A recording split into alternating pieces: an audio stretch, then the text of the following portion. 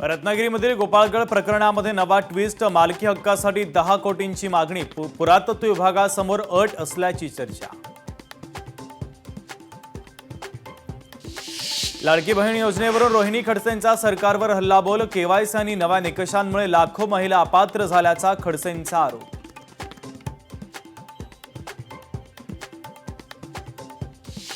प्रस्तावित जलशुल्क आणि जलमापक मीटर अनिवार्य करण्याच्या निर्णयावर आमदार सतेज पाटलांची तीव्र नाराजी। 5 तारखेपर्यंत सर्वांनी हरकती आणि तक्रारी नोंदवण्याचं केलं आवाहन।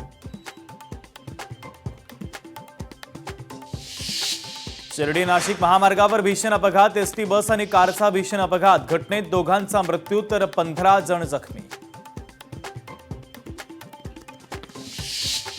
पेट्रोल सीएनजी दरवाढीचा फटका। धुळ्यामध्ये रिक्षा भाड्यामध्ये 15 ते 20 रुपयांची वाढ, तर वाढलेल्या भाड्यामुळे प्रवाशांमध्ये आता नाराजीचं वातावरण।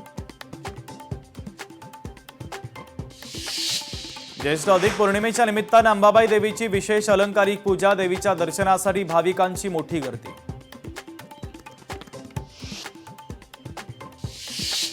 नाशिकच्या बागलाणमध्ये मध्यरात्री स्मशानात अघोरी पूजा। नागरिकांमध्ये भीतीचं वातावरण। संपूर्ण घटना सीसीटीव्ही कॅमेऱ्यामध्ये कैद।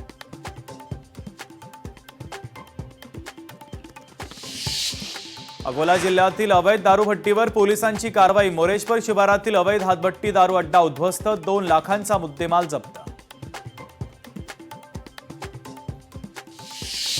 अंधेरीमधील फर्निचर गोडाऊनला लागली भीषण आग। आगीचं नेमकं कारण अस्पष्ट, तर 3 तासांच्या अथक प्रयत्नानंतर आग विझवली।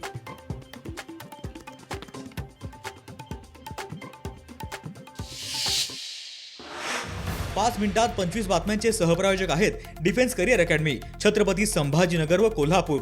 युवक युवतींनो, भारतीय सैन्यात घडवा अभिमानास्पद करिअर। लोकशाही मराठी ऐका, पहा, जागरूक रहा।